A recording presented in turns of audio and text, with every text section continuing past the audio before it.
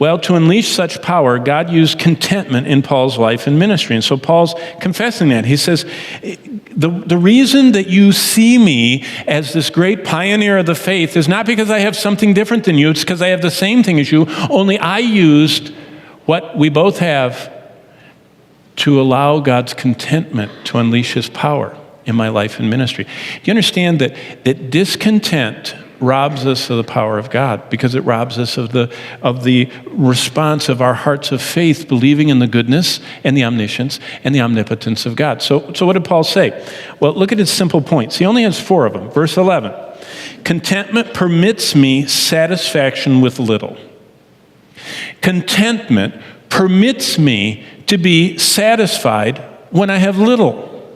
What do you mean by that? Well, look at verse 11. I don't speak in regard to need. Well, where are you speaking from, Paul? Well, do you know what this is called? This is one of the 4 prison epistles.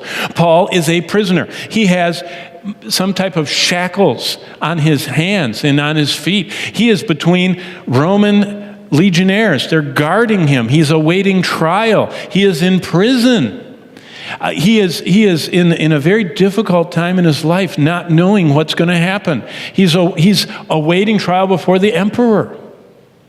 Look at that. Not that I speak in regard to need.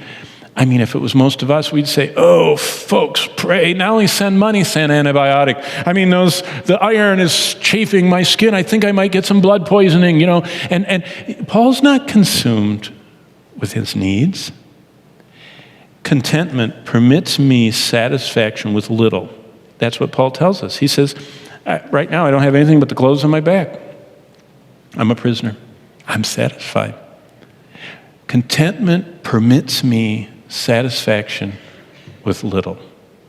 Now let me ask you, do a little blood test. What's the contentment level? Are you satisfied with little? Or is your little a constant motivation making you sacrifice for more? If it's in material things, that's wrong. If it's in spiritual things, then you're right with Paul. He says, I press on. I want to know you more. I want to know more of Christ. I can't get enough of Christ. I have all of him. I want to know more of what I have. That discontentment of longing to have more of Christ is one thing, not for more material things. That is a discontentment that he's saying is sapping your power. Look at verse 12. Here's the second one. Contentment provides me independence from my circumstances. Look at verse 12.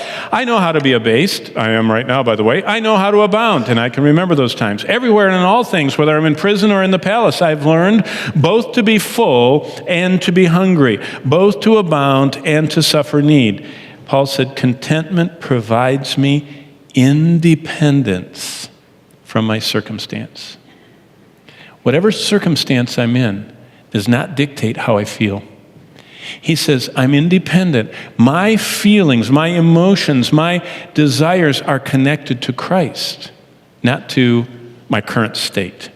That's why many believers just go from just feeling the top of the world, when everything's going well and nothing's broken down and they're feeling healthy and they got lots of money, down to the pits when they're sick or when they lose something or when they get in a car accident or when they're delayed in their plans. And it's just like this, emotional like this. And Paul says, no.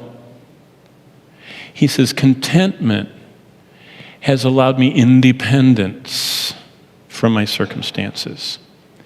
And that's a great lesson to learn.